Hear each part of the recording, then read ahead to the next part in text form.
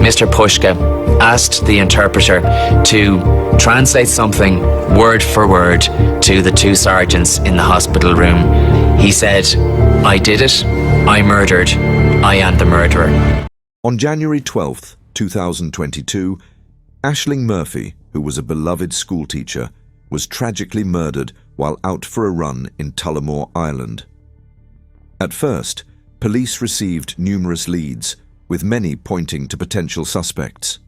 However, false tips and misleading information led investigators down dead ends, which discouraged their efforts to find the truth. Despite these setbacks, a breakthrough would eventually emerge. But what ultimately led to Ashling's killer being caught? Let's get into the case and reveal the path to justice. Ashling Murphy was born on July 6, 1998, in County Offaly, Ireland, and was the youngest of 3 children. She grew up in Blue Ball, which is a small village about 10 kilometers from Tullamore. From a young age, Ashling was surrounded by music. Her father, named Raymond Murphy, was a musician who had performed with notable bands like The Furies. Ashling quickly became a skilled fiddler and performed at Comhaltas Ceoltóirí Éireann and traditional music festivals. She also gave private music lessons at her family home. Beyond music, Ashling was active in sports and played camogie for her local Kilcormac Killogie GAA club and represented Mary Immaculate College in Limerick at the collegiate level. Academically, Ashling attended Sacred Heart School in Tullamore and later enrolled at Mary Immaculate College, where she earned a Bachelor of Education degree in primary teaching in 2021. In March 2021, she began working as a substitute teacher at Scoil Naum Colm Silla in Durrow, County Offaly, and in September 2021, she secured a full-time teaching position where she worked with first-class students. Ashling's personal life was equally fulfilling. She had been in a loving relationship with her boyfriend, named Ryan Casey, for over 5 years, and the couple had plans to marry. Ashling Murphy's life was one of talent, ambition, and love. She was also an active member of the local community, participated in local events, and supported various causes. Her future was tragically cut short when she was murdered on January 12, 2022. But her memory and legacy continue to inspire those who knew her. On the afternoon of Wednesday, January 12, 2022, Ashling Murphy finished her work at Scoil Naum Colm Silla in Durrow. Around 2:30 p.m., she was seen on the school's CCTV as she left the building and walked toward her car, which was a red Seat Cordoba. After getting into her car, she drove along the N52 to the Daingean Road car park near the Grand Canal in Tullamore. Once parked, Ashling got out of the car and started walking at 2:51 p.m. She completed the look with a few key items that added a personal touch to her style. Geolocation data from her devices showed her walking eastward along the canal towpath and headed toward Digby Bridge. The last footage of her was recorded at 2:55 p.m. Murphy's geolocation data indicated that she crossed Digby Bridge at 3:16 p.m. and returned to the car park. She continued walking briskly at about 6.5 kilometers per hour. However, by 3:21 p.m., her activity tracker showed unusual fluctuations, which indicated something had gone terribly wrong. It's believed that Ashling's attacker caught up with her, overpowered her, and dragged her off the towpath into a nearby steep ditch filled with briars. There, he repeatedly stabbed her in the neck with a knife. The Fitbit tracker recorded a sharp decline in Ashling's heart rate until it stopped altogether at 3:31 p.m. 2 joggers named Jenna Stack and Aoife Marin, who were also primary school teachers, witnessed parts of the attack.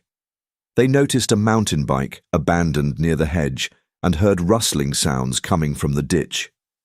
Thinking someone may have fallen off the bike, they called out and asked if help was needed. When Stack looked through the hedge, she saw a man bending over a woman and holding her down in the undergrowth. Ashling's legs were seen kicking in what appeared to be a desperate attempt to escape. Stack immediately called out to the man and asked what he was doing. He yelled at her to get away. Realizing they needed help, both joggers ran to find assistance, as neither of them had a phone with them. At Digby Bridge, they met 2 cyclists and 2 workers from Waterways Island. The cyclists quickly rode to the location the women had pointed to, while the Waterways workers walked towards the scene. One of the cyclists noticed the mountain bike in the hedge and soon found Ashling's lifeless body in the ditch, her face covered in blood and tangled hair. One of the Waterways workers later testified that Ashling's hand appeared snow white, which was a sign that she was already dead. The cyclist who discovered Murphy's body contacted Tullamore Garda Station at 3:34 p.m. 2 Gardaí arrived at the scene shortly after, and the cyclist pointed them to the location of the body. One of the Gardaí entered the ditch, began CPR, and alternated with his colleague for over 10 minutes. At 3:56 p.m., 2 paramedics arrived and helped move Murphy's body to the canal towpath to facilitate further resuscitation attempts. However, after assessing her condition, they noticed no pulse, cold skin, or dilated pupils. They concluded that Murphy was already dead. A defibrillator confirmed she was in a non-shockable rhythm, and resuscitation efforts were ceased. The area was declared a crime scene at 5:34 p.m., and Murphy's death was officially confirmed by a doctor at 5:51 p.m. A post-mortem examination carried out by state pathologist Dr. Sally Ann Collis revealed that Murphy had sustained 11 stab wounds to the right side of her neck, which severed both jugular veins and the carotid artery, which led to fatal blood loss. The scars also damaged her voice box and rendered her unable to speak. Collis also identified a longer incised wound across her neck, while initial media reports suggested strangulation. The post-mortem confirmed Murphy died from cardiorespiratory arrest caused by acute blood loss. Additionally, defensive injuries were found on her hands, along with abrasions and bruises on other parts of her body. The circumstances surrounding Ashling's death were both shocking and horrifying. It initiated widespread shock and grief across Ireland, with thousands attending vigils in Tullamore and other cities, as well as internationally. Irish leaders expressed deep sorrow, and the tragedy sparked outrage over women's safety. In response, Minister for Justice Helen McEntee pledged a zero-tolerance approach to violence against women and promised new laws and increased funding for women's shelters. I know that people are feeling shocked, but also angry, and I share that anger. This is a woman's worst nightmare, and I say that because while no woman should have to take measures when they're going out and about to stay safe, Ashling was out during the day. It was bright.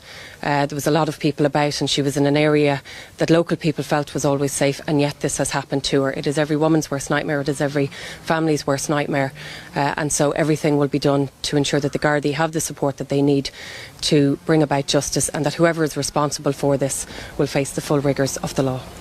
Following the tragic death of Ashling Murphy, Gardaí quickly established an incident room at Tullamore Garda Station and assigned over 50 officers to investigate the murder. The investigation was led by Detective Superintendent Pat O'Callaghan and Detective Inspector Brian Farrell. A public appeal for information was made, with Gardaí vowing to leave no stone unturned in their pursuit of the perpetrator.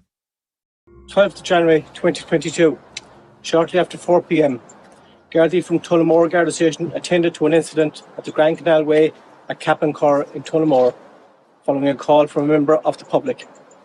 At the scene, Gardaí discovered a young woman with serious injuries.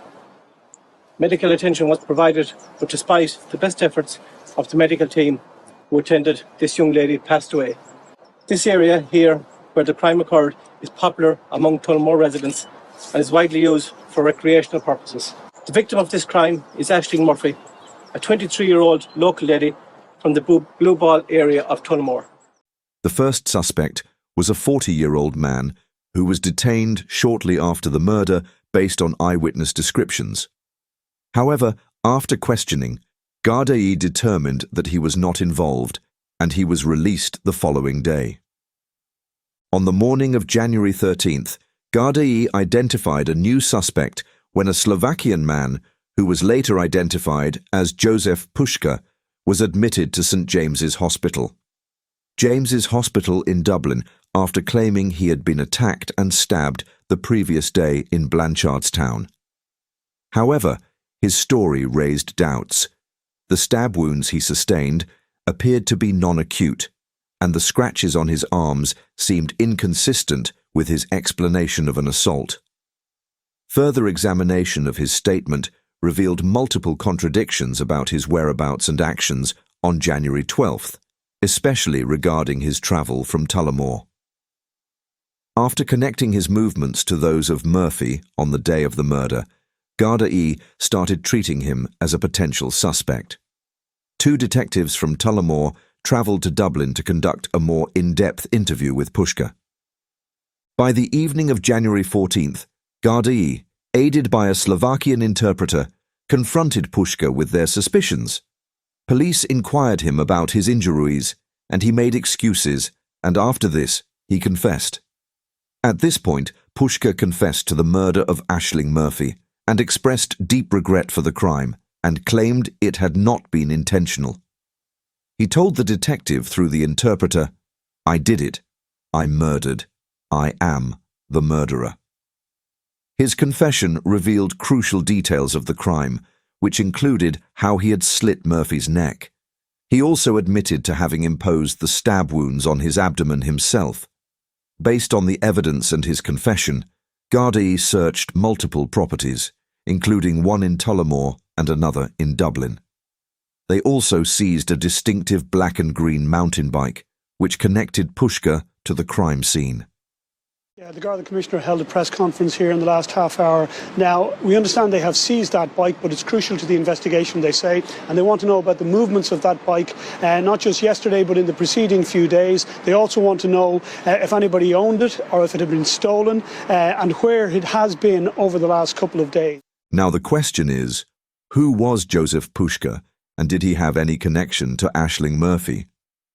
Jozef Puška was born in May 1990 and was a married father of 5 children. He was of Slovak Romani descent and grew up in Lučivna, which is a small village in the Poprad district of northern Slovakia. After leaving school at the age of 16, Puška worked on construction sites in Bratislava and Prague. In 2013, he moved to Ireland with his wife and 2 children and joined his parents, who had already settled in Crumlin, Dublin, and his brothers, who had moved to Tullamore. Initially, the family lived in Dublin's north inner city, but they relocated to Tullamore in 2015. While living in Tullamore, Puška and his wife had 3 more children, 1 in Dublin and 2 in Tullamore. At the time of his arrest, Puška lived in a crowded house with 23 other family members, which included his wife, 5 children, 2 brothers, their wives, and children. Due to a slipped disc in his back, he stopped working in 2017 and was receiving a social welfare disability allowance. Neither Puška nor his wife had a driving license, and he typically used taxis, buses, or a bicycle for transportation. Puška had no previous convictions for violent crime, but he had been investigated in connection with 2 separate assaults on women, one in Prague and the other in the UK. As a young man in Slovakia, he was placed on probation for engaging in consensual sex with a girl under the age of 15. After being discharged from the hospital on January 18th, Jozef Puška was immediately arrested by Gardaí. He was transported to Tullamore Garda station, where he was processed, and samples of his DNA, fingerprints and blood were collected.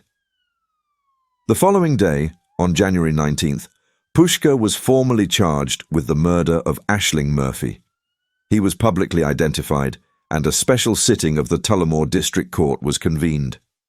Outside the courthouse, a crowd of around 300 people gathered in protest and were shouting at Pushka as Gardaí escorted him to and from the building.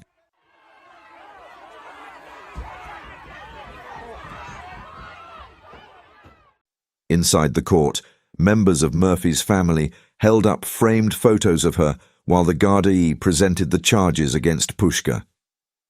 The defense requested legal aid and an interpreter for Pushka. The judge remanded him in custody at Clover Hill Prison. Gardaí pressed forward with their investigation, examining more than 25,000 hours of CCTV footage to trace the movements of both Pushka and Murphy on the day of the murder. They also gathered and analysed data from Murphy's electronic devices, which provided a detailed timeline of her activities leading up to the crime. Additionally, forensic evidence, which included DNA and fingerprints, played a key role in linking Pushka to the murder and further strengthened the case against him. The trial of Joseph Pushka for the murder of Ashling Murphy began on October 16, 2023, with Judge Tony Hunt presiding over a jury. Pushka pleaded not guilty to the charges, and his defense sought to exclude specific evidence, which included CCTV footage of his movements and his admissions made during hospital interviews. However, the court ruled the evidence admissible. Witness testimonies and forensic evidence linking him to the crime. Witnesses described seeing Pushka follow various women, which included Murphy, on the day of the murder. A forensic scientist confirmed that DNA found under Murphy's fingernails matched Pushka's, which suggested she had fought back during the attack. Pushka's defense claimed he had been attacked and injured before Murphy was stabbed, but the jury rejected his version of events. On November 9, 2023, the jury deliberated for 2 hours before returning a unanimous guilty verdict. Sentencing took place on November 17, 2023, with Pushka receiving a mandatory life sentence. The victim impact statements read aloud in court, which expressed the profound emotional toll of Ashling's death on her family and loved ones. Her mother described the loss as incomprehensible, while her boyfriend spoke of the future they had planned, which was stolen from him. Despite the sentence, the family's grief was palpable, and they expressed relief that justice had been served. I would like to pay tribute to Ashling's family. Her mother Kathleen, her father Ray, her sister Amy, brother Cathal, and indeed her boyfriend Ryan. The courage, the dignity, the resilience and the strength that they have shown during this ordeal has been exemplary.